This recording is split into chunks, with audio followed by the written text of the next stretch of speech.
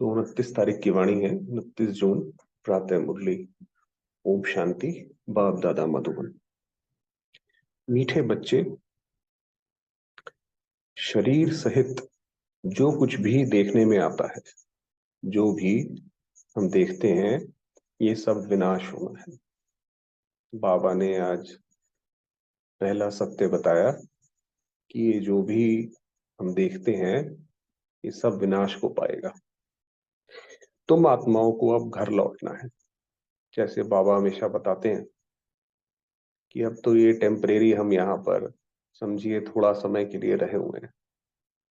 जैसे कोई घर हो और हमने उसको छोड़ना हो क्योंकि वो टूट फूट चुका हो, तो व्यक्ति को लगता है कि जल्दी से जल्दी यहाँ से निकलो और नए अच्छे घर में जाके बैठो, यहाँ पे क्या बैठने का फायदा है। तो उसी तरीके से बाबा ने कहा कि अब तुम्हें घर लौटना है, इसलिए पुरानी दुनिया को भूल जाओ, इसलिए इस पुराने घर को बिल्कुल बुद्धि से निकाल दो। कोई फायदा नहीं इस दुनिया में, ना कोई सुख है ना कुछ है।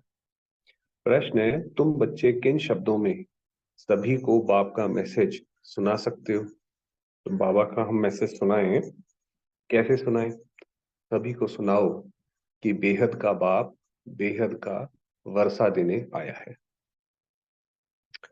अब हद के वर्षे का समय पूरा हुआ। हद का वर्षा जो हमें लौकिक माँ बाप से मिलता है कि किसी के पिताजी कुछ प्रॉपर्टी देके जाते हैं या कुछ है, तो बाबा ने कहा वो समय पूरा हुआ, अर्थात भक्ति पूरी हुई। अब ये भक्ति का भी अंत आ गया। अब रावण राज्य समाप्त होता है। ये जो रावण राज्य है, बाप आया है तुम्हें रावण की 5 विकारों की जेल से छुड़ाने। ये पुरुषोत्तम संगम युग है। इसमें तुम्हें पुरुषार्थ कर दैवी गुणों वाला बनना है। अभी तक हम जैसे वो सीता को दिखाते हैं कि जब तक वो रावण की सोने की लंका में थी बेशक सोने की लंका में, मगर हमेशा रोती रहती थी। रुंदन को बोलते हैं। तो आज भी आप देखेंगे इस समय संसार में कहने को विज्ञान ने बहुत कुछ दिया है, मगर हर एक घर में जो है किसी ना किसी बात पे रोना मचा हुआ है, किसी ना किसी बात का दुख है। तो बाबा ने कहा कि मगर तुम्हें पुरुषार्थ कर दैवी गुणों वाला बनना है। सिर्फ पुरुषोत्तम संगम युग को भी समझ लें तो स्थिति श्रेष्ठ बन सकती है, कि अगर हमारी बुद्धि में यही रहे कि ये तो अब जाने का समय है और ये संगम युग का समय है। जैसे सवेरे 4-5 बज जाते हैं जब हम योग लगाते हैं, तो पता रहता है कि बस अब दिन आया कि आया, बस सूरज निकलने ही वाला है। तो ये भी ये समझिए कि 4-5 बज गए हैं, बस अब सतयुग आने ही वाला है। ओम शांति। अब रूहानी बच्चे क्या कर रहे हैं? अव्यभिचारी की याद में बैठे हैं। अव्यभिचारी माना एक, शिव बाबा की याद में हम बैठे हैं। एक होती है अव्यभिचारी याद और दूसरी होती है व्यभिचारी याद। व्यभिचारी माना इसमें सबको याद करते हैं। अब दुनिया में आप देखेंगे तो लोगों की कैसे व्यभिचारी है, जो बाबा को नहीं जानते हैं, भगवान को नहीं जानते हैं, उनके व्यभिचारी कैसे है। वो हर देवता को पूछते हैं, पता नहीं कौन सा देवता कब काम आ जाए कोई देवता नाराज ना हो जाए। सूर्य को भी देवता मान लिया, चौराहे को भी देवता मान लिया, पीपल को भी मान लिया, सबको पूछते रहते हैं। तो वो हो गई व्यभिचारी, हर जगह याद करते हैं। अव्यभिचारी याद अथवा अव्यभिचारी भक्ति जब पहले शुरू होती है, भक्ति भी ऐसे ही है कि अब पहले तो एक एक मंदिर होते थे, अब तो व्यक्ति अगर मंदिर बनाता है उसके अंदर सारे देवताओं के करता है ताकि ज्यादा से ज्यादा लोग आए। तो भक्ति भी जब पहले शुरू होती है तो वो शिव बाबा की होती है। जब शुरू होती है तो सब शिव की पूजा करते हैं। ऊंचते ऊंच भगवान वही है, वह बाप भी है, फिर शिक्षक भी है। पढ़ाते हैं, क्या पढ़ाते हैं? मनुष्य से देवता बनाते हैं। देवता से मनुष्य बनने में तुम बच्चों को 84 जन्म लगे हैं, और मनुष्य से देवता बनने में 1 सेकंड लगता है। जब हम मनुष्य हैं और हमारे मन ने माना कि ये हमारा पिता बाबा है, तो समझिए देवता तो बन गए। देव देवी घराने में तो पक्का आएंगे, चाहे त्रेता के अंत में आए, तो 1 सेकंड लगा। ये तो बच्चे जानते हैं हम बाप की याद में बैठे हैं। वह हमारा टीचर भी है सतगुरु भी है। योग सिखाते हैं कि एक की याद में रहो। वे खुद कहते हैं, हे आत्माओं, हे बच्चे, देह के सब संबंध छोड़ो। बाबा कहते हैं कि सारे संबंध छोड़ो, अब वापस जाना है। अब जैसे कोई चीज हमने छोड़नी हो या होटल से चेकआउट करना हो, फिर लगता है कि चलो भाई, अब जो भी है जैसा भी है छोड़ो चले, तो अब वापस जाना है। ये पुरानी दुनिया बदल रही है, अभी यहाँ रहना नहीं है। हो गया बस, अब ये दुनिया रहने लायक नहीं है। ना यहाँ की हवा सही है, ना पानी, ना खाना, ना संबंधी, कुछ भी सही नहीं है। पुरानी दुनिया के विनाश के लिए ही ये बारूद आदि बनाए हुए हैं, जो इतना न्यूक्लियर वेपन्स का जो ये इतना लोगों ने इकट्ठा कर रखा है, वो बारूद है। नेचुरल कैलेमिटीज भी मदद करती हैं, माना ये जो प्राकृतिक आपदाएं आती हैं तो ये बहुत मदद करेंगी। पूरा का पूरा शहर ऐसे समाप्त हो जाएगा कि जैसे कभी था ही नहीं। विनाश तो होना है जरूर। तुम पुरुषोत्तम संगम युग पर हो, ये आत्मा जानती है। हम अभी लौट रहे हैं, इसलिए बाप कहते हैं इस पुरानी दुनिया, पुरानी देह को भी छोड़ना है। तो ये शरीर, इसके संबंध सब छोड़ने हैं। देह सहित जो भी इस दुनिया में देखने में आता है, ये सब विनाश हो जाना है। तो एक बार एक दादी स्विट्जरलैंड गई। आपको पता है स्विट्जरलैंड बहुत सुंदर जगह है। वहां पे तो झरने, पेड़ बहुत सुंदर सुंदर, ऐसा लगता है प्रकृति ने सब यहीं पे ही गिफ्ट कर रखा है, यहीं पे ही बना रखा है। तो उन्होंने बोला एक भाई से कि देखो आपके यहाँ कितना सुंदर है। तो उस भाई ने कोई जवाब नहीं दिया। फिर बोला कि ये इसका क्या फायदा, ये तो सब विनाश हो जाएगा, हमें तो सतयुग को देखना है। उसी तरीके से जैसे उसके मन में ये था कि ये सब खत्म हो जाएगा, तो हमें भी ऐसा रहे। शरीर भी खत्म होना है, और ये शरीर भी खत्म होना है। अब इसको पाउडर बिंदी लगा कर क्या करना है।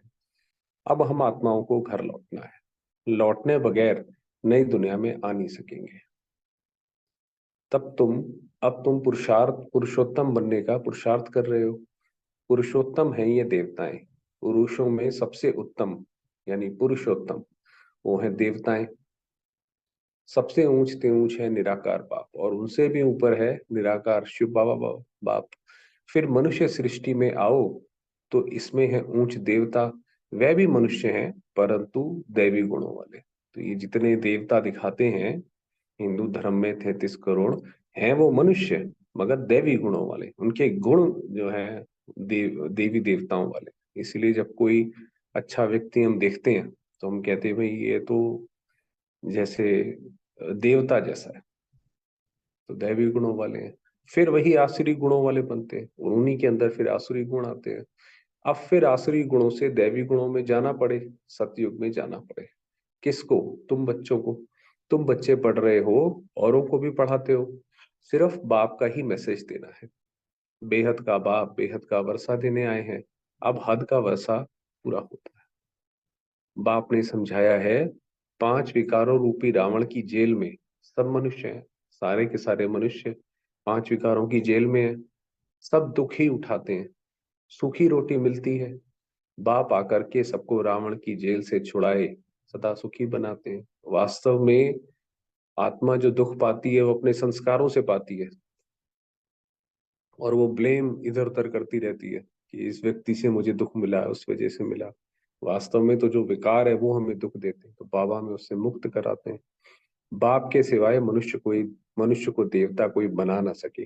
तुम यहाँ बैठे हो मनुष्य से देवता बनने के लिए। अभी है कलयुग, बहुत धर्म हो गए हैं अब तो पता नहीं, बहुत एक धर्म में से भी अलग अलग धर्म निकले हैं, और छोटे छोटे तो पता नहीं कितने हैं।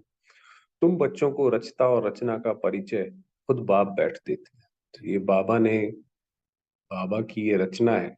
तो कैसे कैसे ये पूरी चलती है वो बाबा में आकर बताते हैं। तुम सिर्फ ईश्वर परमात्मा कहते थे। तुमको ये पता नहीं था कि वह बाप भी है, टीचर भी है, गुरु भी है। उनको कहा जाता है सतगुरु। अकाल मूर्त भी कहा जाता है। तुमको आत्मा और जीव कहा जाता है। तो हम जीव आत्मा है। आत्मा भी है, साथ में शरीर भी है, तो जीव आत्मा है। वह अकाल मूर्त इस शरीर रूपी तख्त पर बैठे हैं। जो शिव बाबा है अकाल मूर्त है, जिनको काल खा नहीं सकता है, तो शरीर में बैठे हैं। वह जन्म नहीं लेते हैं। तो वह अकाल मूर्त बाप बच्चों को समझाते हैं, मेरा अपना रथ नहीं है, बाबा का अपना शरीर नहीं है, मैं तुम बच्चों को पावन कैसे बनाऊं? अब शरीर तो है नहीं, तो कैसे हमें समझाएं पूरा ज्ञान? मुझे तो रथ चाहिए ना, अकाल मूर्त को भी तख्त तो चाहिए ना। अकाल तख्त मनुष्य का होता है और कोई का नहीं होता। तो बाबा जिस तख्त पे विराजमान होते हैं उसको अकाल तख्त कहा जाता है। तुम हर एक को तख्त चाहिए। अकाल मूर्त आत्मा यहाँ विराजमान है, हम अकाल मूर्त आत्माएं, हम अपने तख्त पर बैठी हुई हैं। आप भी देखिए अपने तख्त पर बैठे हुए हैं। वह सभी का बाप है। उनको कहा जाता है महाकाल।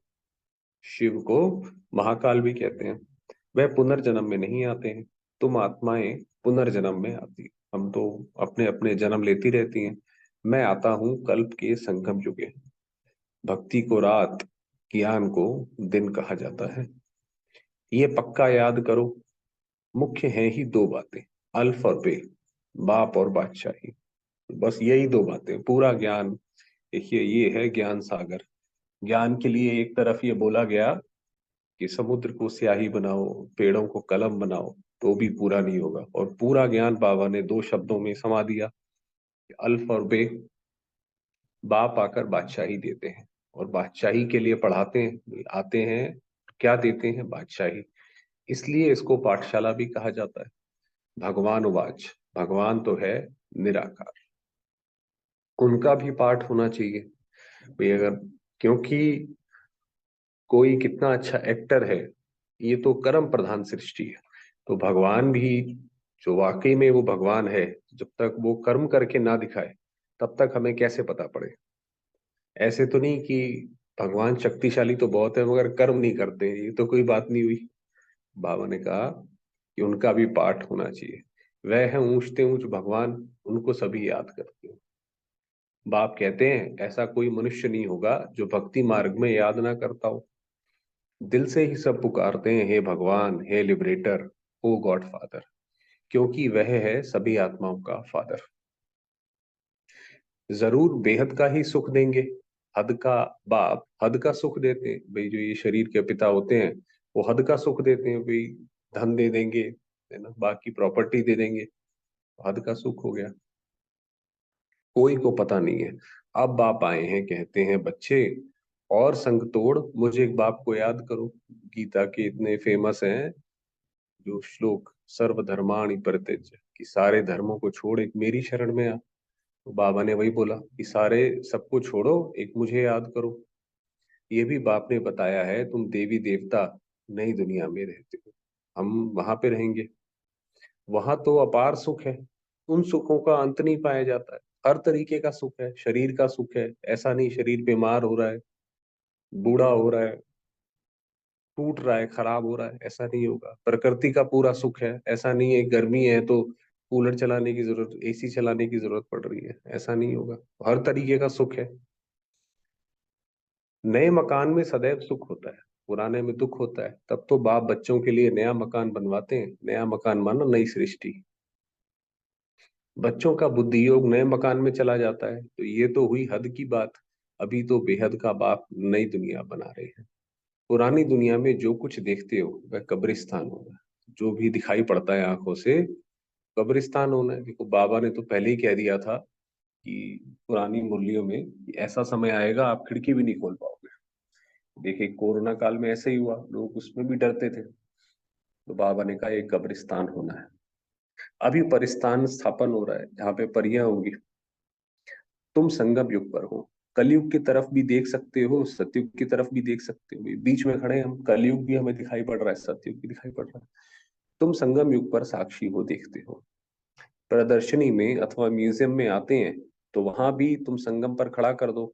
इस तरफ है कलयुग, उस तरफ है सतयुग। कि भाई अब आप बताओ कहाँ जाना चाहते हो? हम भी अपने से पूछें कि हम कहाँ जाना चाहते हैं। कलयुग की तरफ जाना चाहते हैं, पुराने संबंधी हैं जहाँ ये बीमार शरीर है, दुख है, या सतयुग की तरफ जाना चाहते हैं? तो हम बीच में हैं, बाप नई दुनिया स्थापन करते हैं जहां पर बहुत थोड़े मनुष्य होते हैं। सतयुग में तो बहुत थोड़े मनुष्य होते हैं और कोई भी धर्म वाला नहीं आता है, सिर्फ तुम ही पहले पहले आते हो। अभी तुम स्वर्ग में जाने का पुरुषार्थ कर रहे हो, पावन बनने के लिए ही मुझे पुकारा है कि हे बाबा, हमको पावन बनाकर पावन दुनिया में ले चलो। वैसे भी वो कहते हैं भी, O God mercy on us, from darkness to light, ऐसे ऐसे वो तीन बोलते हैं फेमस जो है। ऐसे नहीं कहते कि शांति धाम में ले चलो, परम धाम को कहा जाता है स्वीट होम। अभी हमको घर जाना है, जिसको मुक्ति धाम कहा जाता है, जिसके लिए ही सन्यासी आदि शिक्षा देते हैं। सन्यासी तो कहते हैं अभी मुक्त हो जाओ, वास्तव में वो मुक्ति धाम जाना चाहते हैं, वहां की बात करते हैं। वे सुख धाम का ज्ञान दे नहीं सकते, इसलिए उनको सुख का ज्ञान नहीं, इसलिए वो बोलते हैं अभी दुनिया में तो है ही दुख, दुख के लिए ही है दुनिया। वह हैं निवृत्ति मार्ग वाले। निवृत्ति मार्ग वाले माना सब कुछ छोड़ के जंगल में चलते हैं तो निवृत्ति हो गया। तुम बच्चों को समझाया गया है कौन कौन धर्म कब कब आते हैं। मनुष्य सृष्टि रूपी झाड़ में पहले पहले फाउंडेशन तुम्हारा है। बीज को कहा जाता है वृक्षपति। ये बाबा को हम वृक्षपति भी कहते हैं, क्योंकि पूरे इस कल्प वृक्ष का वो पति है, मालिक है। बाप कहते हैं मैं वृक्षपति ऊपर में निवास करता हूँ। जब झाड़ एकदम जर्जरी भूत हो जाता है तब मैं आता हूँ। बाबा ने कहा जब ये पूरा वृक्ष सड़ जाता है, आप देखिए कोई भी वृक्ष ऐसे ही होता है, पहले वो हरा भरा होता है, फिर बड़ा होता जाता है, होता जाता है। जब उसकी आयु होती है तो वो सड़ जाता है, तब मैं आता हूँ देवता धर्म स्थापन करने। बनेन ट्री का बड़ा वंडरफुल झाड़ है, वो बताया हुआ है ना, बरगद का जो पेड़ है जिसका तना नहीं है। बगैर फाउंडेशन बाकी सारा झाड़ खड़ा है। इस बेहद के झाड़ में भी आदि सनातन देवी देवता धर्म है नहीं, बाकी सब धर्म खड़े हैं। तो बाकी जितने भी धर्म हैं उन सब की आप देखेंगे जो जड़ है, जो उनकी जो स्टोरीज हैं जो वो बताते हैं, वो काफी कुछ देवता धर्म से मिलती जुलती।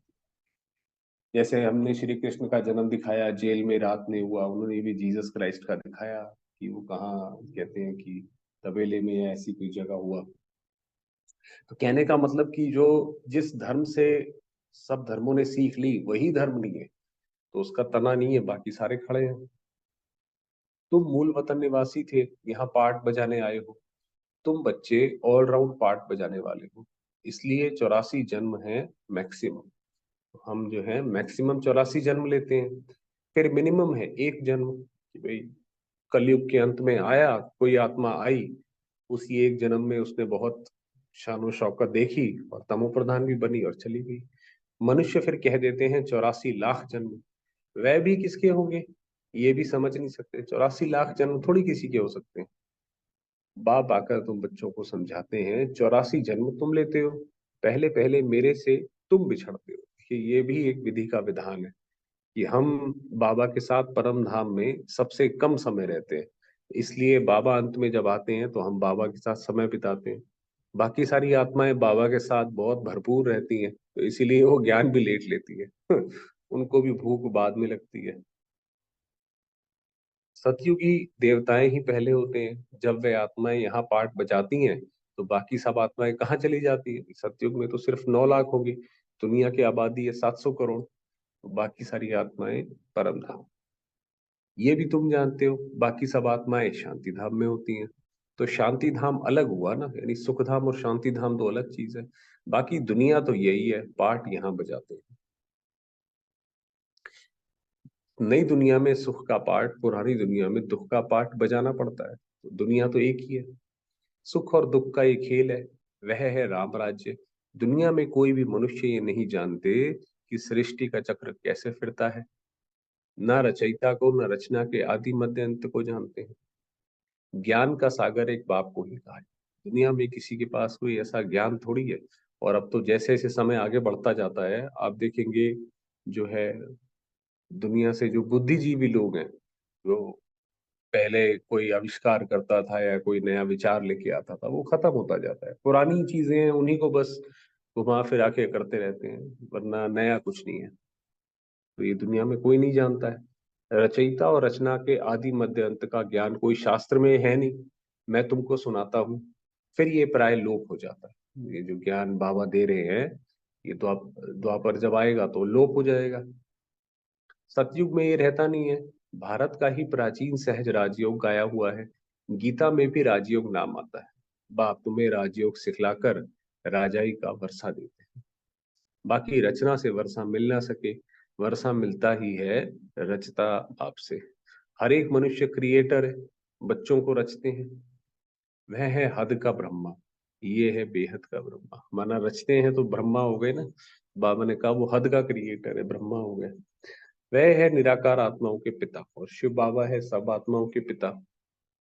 वह लौकिक पिता, ये है प्रजापिता। तो तीन पिता हो गए, एक शिव बाबा, एक ब्रह्मा बाबा, और एक हमारे शरीर के पिता। प्रजापिता कब होना चाहिए? क्या सतयुग में?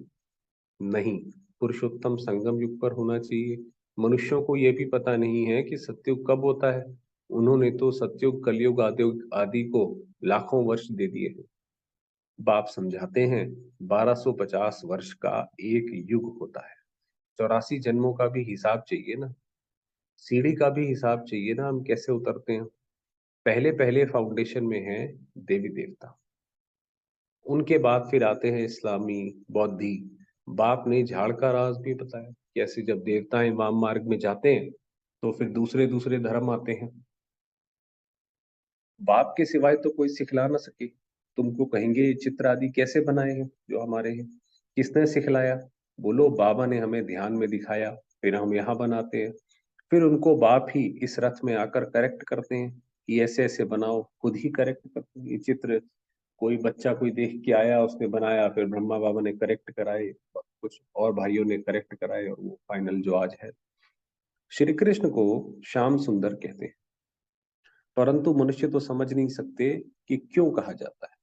वह वैकुंठ का मालिक था तो गोरा था, फिर गावड़े का छोरा सावरा बना, इसलिए ही उनको श्याम सुंदर कहते हैं। माना वही कृष्ण जो है वो गिर के वाम मार्ग में जाते हैं तो वो शाम हो जाते हैं। यही पहले आते हैं, तत्व हम भी पहले आएंगे। तो श्री कृष्ण आए, उनकी राजधानी में, उनके परिवार में हम थे सारे। वो गिरे तो हम भी साथ साथ गिरते गए। अब जब वो दोबारा से पुरुषार्थ करके वैसे बन रहे हैं, हम भी साथ में बन रहे हैं, तभी तो राजधानी स्थापन हो रही है। हम सारे एक साथ ही रहेंगे वहां पे। इन लक्ष्मी नारायण की रजाई चलती है। आदि सनातन देवी देवता धर्म की स्थापना कौन करते हैं ये भी किसको पता नहीं है। भारत को भी भुलाए हिंदुस्तान के रहवासी हिंदू कह देते हैं। मैं भारत में ही, भारत में देवताओं का राज्य था, अब प्राय लोप हो गया। मैं आता हूं फिर से स्थापना करने, पहले पहले है ही आदि सनातन देवी देवता धर्म। ये झाड़ वृद्धि को पाता रहता है, नए नए पत्ते मठ पंथ पिछाड़ी में आते हैं तो उनकी भी शोभा हो जाती है। ये तो जैसे आप देखेंगे कोई भी रामलीला स्टेज शो या मूवी होती है तो उसके अंदर पहले हीरो की एंट्री होती है, मेन स्पॉटलाइट में हीरो हीरोइन होते हैं, फिर उसके बाद वो थोड़ा सा हटते हैं तो फिर छोटे छोटे एक्टर्स होते हैं, कॉमेडियन आएगा, ऐसे करके आएगा। तो ऐसे ऐसे ये चलता रहता है। तो उनकी भी शोभा होती है, फिर अंत में सारा झाड़ जर्जरीभूत अवस्था को पाता है, फिर सारी आत्मा आ जाती है। तब फिर मैं आता हूँ। तो यदा यदा ही धर्म से, कि जब जब धर्म की ग्लानि होती है तब मैं आता हूँ। अब इस वक्त धर्म की ग्लानि है, कितने धर्म के नाम पर ही लोग लड़ते रहते हैं। आत्मा अपने को भी नहीं जानती है तो बाप को भी नहीं जानती है। अपने को भी गाली देते, खुद को तो कहते हैं, मंदिरों में जाएंगे कहेंगे भाई मैं मुंह रखा हूँ, और बाप को और देवताओं को भी गाली देते हैं। तमो प्रधान बेसमझ बन जाते हैं। तब मैं आता हूँ, पतित दुनिया में ही आना पड़े। तुम मनुष्यों को जिये दान देते हो, अर्थात मनुष्य से देवता बनाते हो, सब दुखों से दूर कर देते हो, सो भी आधा कल्प के लिए। इसीलिए ये बहुत बड़ी सेवा है कि कोई किसी को हम ज्ञान में चलाए। गायन भी है ना, वंदे मातरम। कौन सी माताएं जिनकी वंदना करते हैं? तुम माताएं हो, सारी सृष्टि को बहिष्ठ बनाती हो। भल पुरुष भी हैं लेकिन मेजोरिटी माताओं की है हमारे इस यज्ञ में। इसलिए बाप माताओं की महिमा करते हैं। जब देखिए बाबा आए वक्त तो पुरुष प्रधानता अपनी चरम पर थी, तो बाबा ने माताओं और बहनों को आगे रखा कि यही स्वर्ग बनाएंगी। बाबा ने कहा यहाँ पे माताएं ज्यादा आती हैं। भल पुरुष भी हैं लेकिन मेजोरिटी माताओं की है, इसलिए बाप माताओं की महिमा करते हैं। बाप आकर तुमको इतनी महिमा लायक बना आता है। मैं ये तो अभी भी हम देखते हैं कि अगर हम बाबा के कहे अनुसार उस पर चलते हैं तो अभी ही हमारी महिमा होती है। लोग मानते हैं कि हाँ हम अच्छे हैं। बाबा ने कहा महिमा लायक बनाते हैं। अच्छा, मीठे मीठे से खिला दे बच्चों प्रति माता पिता बाप दादा का याद प्यार और गुड मॉर्निंग। रूहानी बाप की रूहानी बच्चों को नमस्ते। हम रूहानी बच्चों की रूहानी बाबा को याद प्यार और नमस्ते। धारणा के लिए मुख्य सार है, धारण क्या करना है। अपार सुखों की दुनिया में चलने के लिए संगम पर खड़ा। तो जैसे हमारी आंख, जो हमारा मन है, वो नई दुनिया में लगा रहे कि भाई हमने तो यहाँ इतने सारे जन्म लिए, 84 जन्म लिए, 84 कितने संबंधों में आए, अब जो है हमारा हिसाब पूरा हुआ।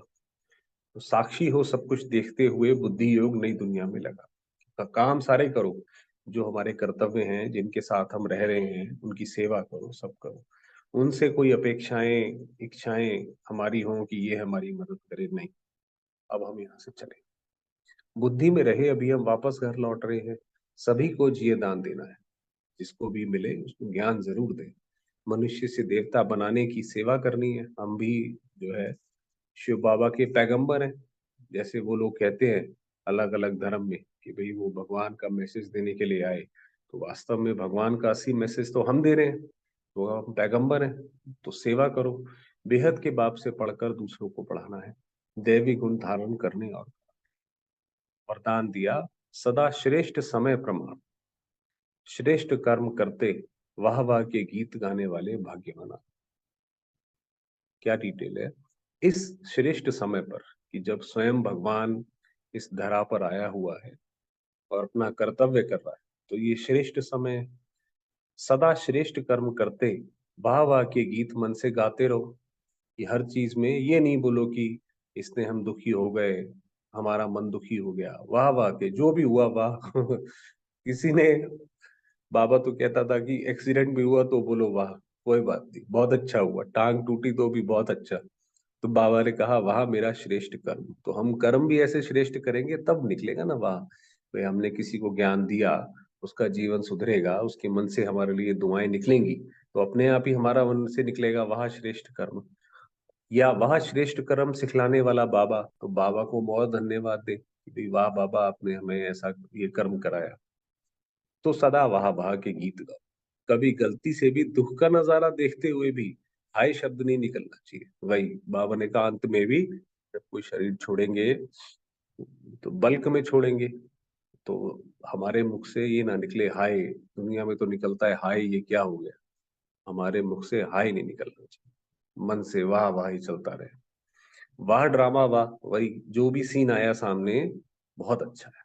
ऊपर से लग रहा है खराब है, कोई बात नहीं, इसके अंदर भी कुछ छुपा हुआ होगा। भगवान बुद्धिमान है, न्याय करता है, गलत थोड़ी करेगा वो। और वाह बाबा वाह, तो वही भगवान की महिमा जो हर एक धर्म में आता है, हम भी महिमा करें वाह बाबा वाह। जो स्वप्न में भी नहीं था वह भाग्य घर बैठे मिल गया। ये थोड़ी पता था कि भगवान हमारे सर पे हाथ रख देगा, एक समय आएगा कि हमारे साथ साथी बन के चलेगा। तो वाह बाबा वाह, इसी भाग्य के नशे में रहो। तो इसीलिए कुछ भी हो, हम अपने मन को दुखी ना करें। वाह, हर चीज में वाह वाह वाह, बड़ी बात को भी छोटा करके वाह भैया। स्लोगन दिया मन बुद्धि को शक्तिशाली बना दो, तो कोई भी हलचल में अचल अडोल रहेंगे। ये हलचल क्या होती है भाई, कोई नुकसान हो गया, किसी ने कुछ बोल दिया, शारीरिक व्याधि आ गई, उसमें मन बुद्धि शक्तिशाली हो। ऐसा नहीं कुछ भी हो हल्का सा हम हिल जाएं, डर जाएं, घबरा जाएं, हलचल में अचल अडोल रहें। ओम शांति।